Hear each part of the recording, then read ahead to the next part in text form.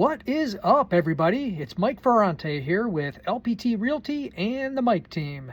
My top 7 secrets to get more listings. Do I have your interest? It is time once again to crack open a cold one and talk real estate with Mike Ferrante of the 21 Mike team at LPT Realty, based in Northeast Ohio. We are diving into all things real estate, from agent training and real estate investing to buyer and seller tips and everything in between. This is free beer and real estate. Hey everybody, Mike Ferrante here with the Mike team.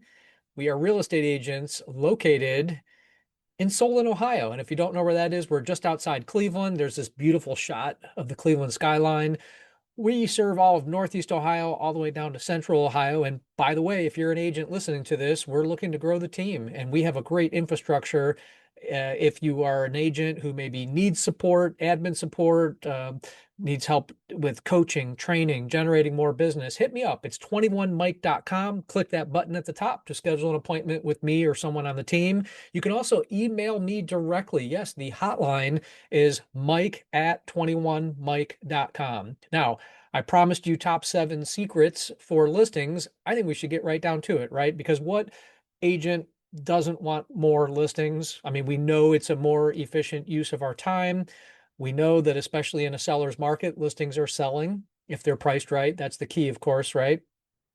And I'm just going to get down to business here because I've got a long list to get through, and we're going to start with number 1. And the number 1 secret I have for you is that agents tend to forget that buyers are often sellers as well.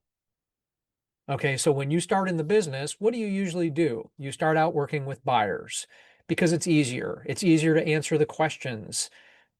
When sellers start grilling you at their home, they're asking you questions like, how many homes have you sold? How long have you been in the business? And by the way, number 5, I'm going to get to that, how to answer those questions, because that's a secret as well.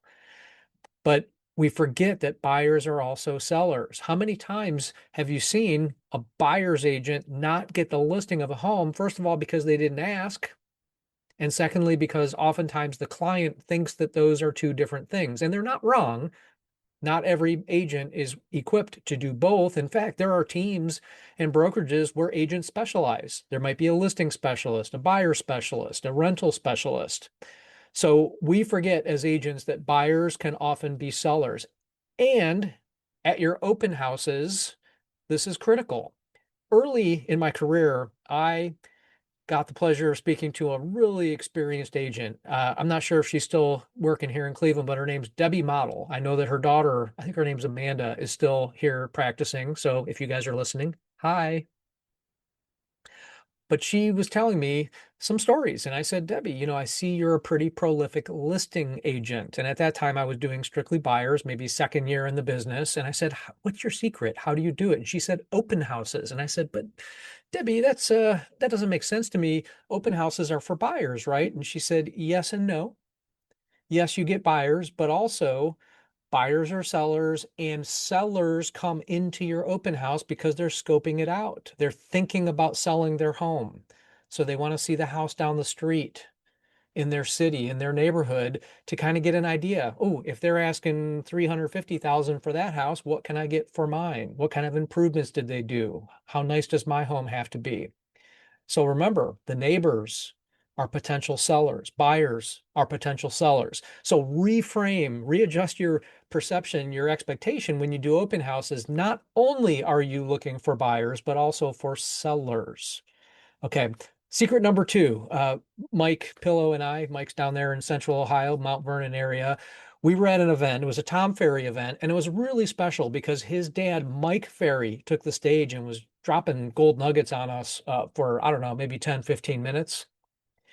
And Mike, feel free to chime in if you are so inclined. Otherwise, just keep listening and smiling as you think about the memories of us gazing into each other's eyes. That's a whole different story. Let's not go there.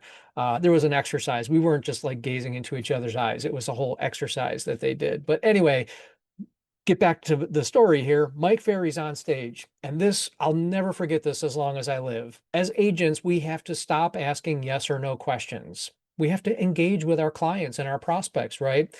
So the mistake that we make is that we ask yes or no questions. So I knock on your door and say, hey, I'm having an open house.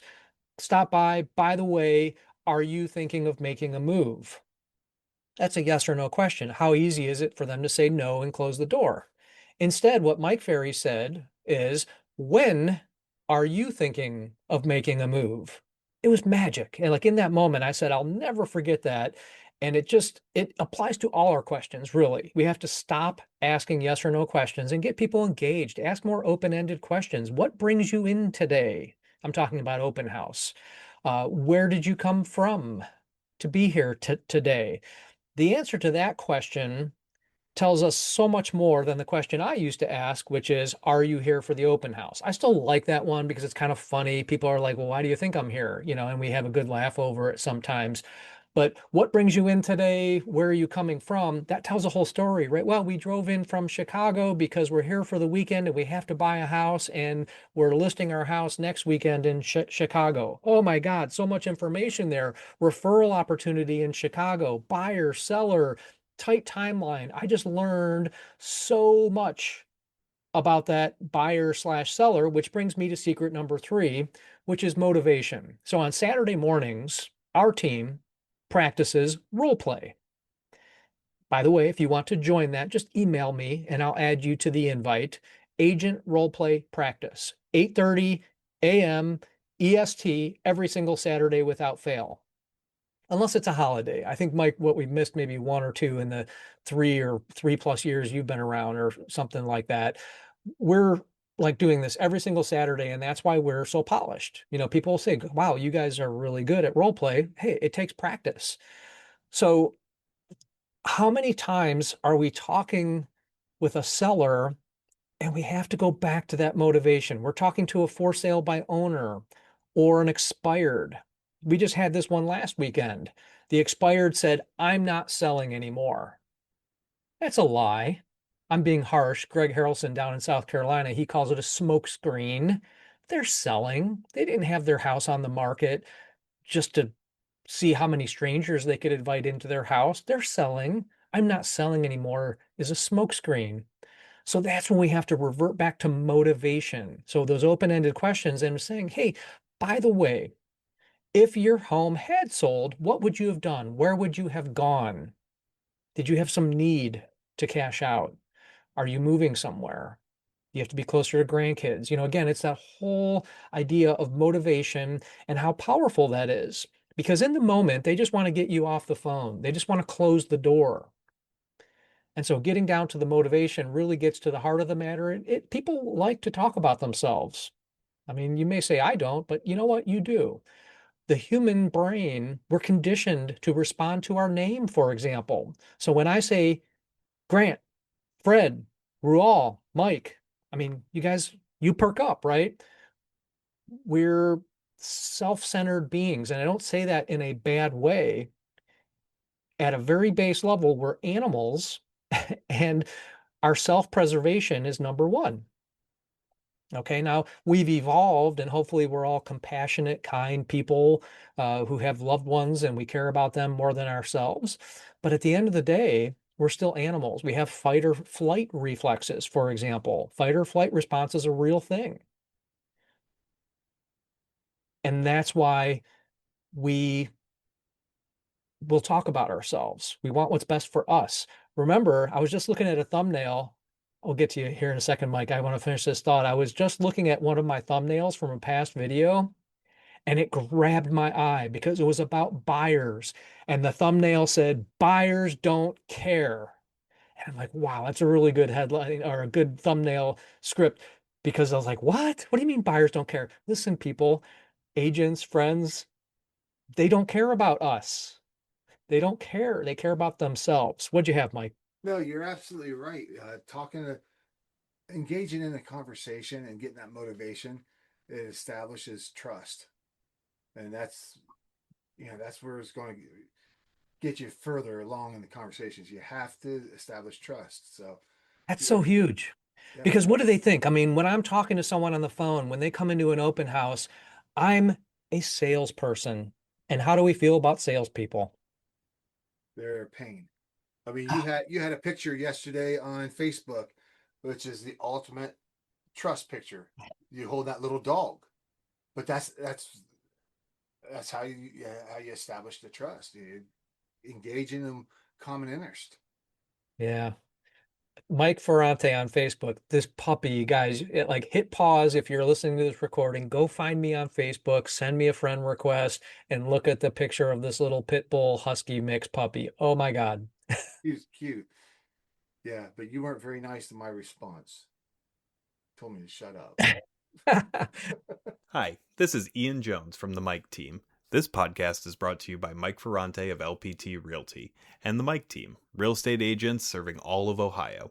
Whether you're looking to buy or sell, or you're a realtor interested in partnering with our team, contact Mike directly at mike@21mike.com. All right, I don't want to get off track here. We keep these trainings to 20 minutes, around 20 minutes. But yeah, but the trust factor is huge. When we express interest, when we're engaged with other people, that is a trust builder. And that's so important. You know, when you look at what sellers are looking for out of an agent, trust, integrity, those are two of the top 5 things, which is an awesome segue, almost like I planned this, to my secret number 5. Okay, I'm gonna come back to number 4.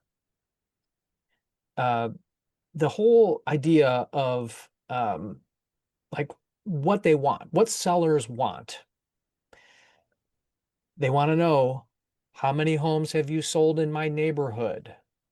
How long have you been doing this? What kind of experience do you have? Are you the area expert? So look, for each of us, it's different. If someone said to me, hey, Mike, how many homes have you sold in Apple Valley Lake? I would say 0. But I have someone for you. I'm going to refer you to Mike Pillow. I think Fred's down in Columbus, if I'm not mistaken. Feel free to chime in if I got that wrong, or Columbus, outside Columbus, Fred. But I can talk about my experience, my skills, but people don't want to be sold. So as a new agent, when someone says to you, well, how many homes have you sold in my area? And the answer is 0, that's a script you have to work on. Now, one of the things we recommend, and I don't want to go on too many tangents here, but we talk about the team, we talk about the brokerage, we use the collective we, the royal we. Well, we've sold 100 this year alone. And while I personally haven't sold in your neighborhood, I take that same expertise, that same marketing plan, which I'm going to get to in a second, the same strategy, the same marketing package that we have with our brokerage, that box that comes with all the customized marketing materials. That's how I'm different, how I sell. But again, revert it back to asking questions. All right, so knowing how to answer those questions, we'll get into that in more detail in future videos, but the how many sales, how much experience do you have questions are really, really important. Another great conversation to have is the buy when you have to sell conversation, because not every agent is an expert at navigating that. Buyers and sellers have all kinds of crazy ideas about how that works. I'm going to find a house first, put an offer in, and then put my home on the market. Sounds like a great plan. Are you able to get financing in that scenario? Have you spoken to a lender yet? Oh, I'm sure I'm fine. I like to relate it back to personal stories. I thought I was fine about 14 or 15 years ago. I'm a real estate expert. I've done the numbers. I'm sure I'm fine. So Brenda and I put an offer in on a house. We didn't get it. We got outbid. Then I spoke with the lender and said, hey, this guy was Jim. I'll never forget Jim. Great guy. Jim, just want to double check my numbers. You know, run this for me. Sorry, Mike, you can't qualify. I'm like, what do you mean? He's like, well, your income, it's irregular. You're trying to count a flip that you did last year. The banks won't count that as regular income. So I didn't qualify for this. I qualified for this. So important to have these conversations, to ask the questions, partially to build trust, like forget Zillow, call Pillow said, and partially to educate, to show our knowledge, to show our value, because frankly, the general public doesn't think we bring a lot of value. So the whole buying when you have a home to sell conversation, we all need to be experts at that. Here's another question that I get from sellers that we all have to be able to answer, and that is, how do you market my property? Isn't that really one of the main things they hire us for? Now, some sellers say, I don't need an agent to market my property. I've got a marker and I can go to Home Depot and buy a for sale by owner sign and put a sign in my yard, put it on Zillow. I'm good. Zillow is the #1 website. And they're not wrong. They can do it that way. But here's the question. How many buyers will you miss by having limited exposure? RE, my exclusive office listing video. Go check that one out. But seriously, the question of how do you market my property, if all you're saying is, well, I have the MLS, it's the most powerful tool out there. It is, and for now it is, and who knows, maybe we're coming up on a national MLS. Raise your hands if you think that's a cool idea. I do. Not going to happen in our lifetimes, but hey, but how do you market? The question that I would ask if I were a seller, so jot this one down and say, how would I answer this? Besides the MLS and all the stuff that happens automatically, population to Zillow, Realtor.com, company websites, blah, blah, blah, what else do you do? Can you answer that question? And if the answer is, well, nothing, then why wouldn't they just go with a commodity company, a flat fee company? Wouldn't they just go with the cheapest option? If all you're doing is doing some data entry and flipping a switch, what's your value then? I mean, maybe that is your value. And maybe your value is, look, you don't need all those other bells and whistles. Go with me because I do the bare minimum, but maybe I'll charge less. By the way, probably a good time for my little disclaimer here. We don't talk about specific commissions, but certainly strategies we can talk about. If you do have to say a number, if you're going to drop your remarks below, just say X. We don't want to hear numbers or percentages or anything, but I welcome that conversation. All right, so how do you market? Another question everybody has to be able to answer. And frankly, in any business, we're all marketers, right? All right, I'm going to give you number 7. I promised you 7 today, and this goes back to price. Okay, almost like I planned this. Again, sometimes I amaze myself. How much do you charge? Like when we role play, how does this trip up agents, right? The first thing they hear is objection. Oh my God, they're going to beat me up on the commission. Mike, how much do you charge? Feel free to answer or not, but I'll keep going. Well, Mike, let me ask you this. Are you concerned about what you're going to net from your sale, or are you concerned about the commission that you're going to pay out? Yeah, that's a great answer because frankly, is that really an objection? We turn questions into objections in our heads. What does Tom Ferry call it? The drunk monkey, right? Did you have a comment on that? Yeah, I'm kind of sick, so I can't hardly talk in there. But I love Mike's answer, and the problem is, as you said, it's sometimes I just whatever they ask me, I say, "Uh-oh, Yeah, whatever," and we sometimes freeze. We right. we, we That's turn a me. question into an objection, Yes, and we're all, yes, you sound terrible. I hope you don't feel as bad as yeah. you sound. So rest your voice. Worse. I feel Yeah. worse. Oh boy. So know how to answer that question and also express value. So I think as agents, we kind of freeze up and we say, oh my God, they want me to name a number. And then you name a number and they say, well, how about this lower number? And we get into this whole boxing match, as Mike and I call it, of, well, we haven't even talked about value yet. So I would try to shift the conversation because we have to answer the question, but I would still try to shift it in a gentle way from price to value. Totally understand you're asking me this question because you want to know what the costs are going to be. Would it be helpful if I ran a net sheet for you? This lists the common expenses and shows you what you would net in the transaction. And oh, by the way, here's my fee structure. And everybody's is probably different, right? I hope so, because if I remember correctly, there was some kind of lawsuit going on and maybe we settled and had to change all the ways that we operate. But being able to answer that question is really important. And I think just blurting out a number is the wrong way to answer it. So practice those scripts. Join us on Saturdays and role play it. So those are my 7. And then I was sitting here going, oh, wait, I forgot one. So guess what? You get a bonus number 8.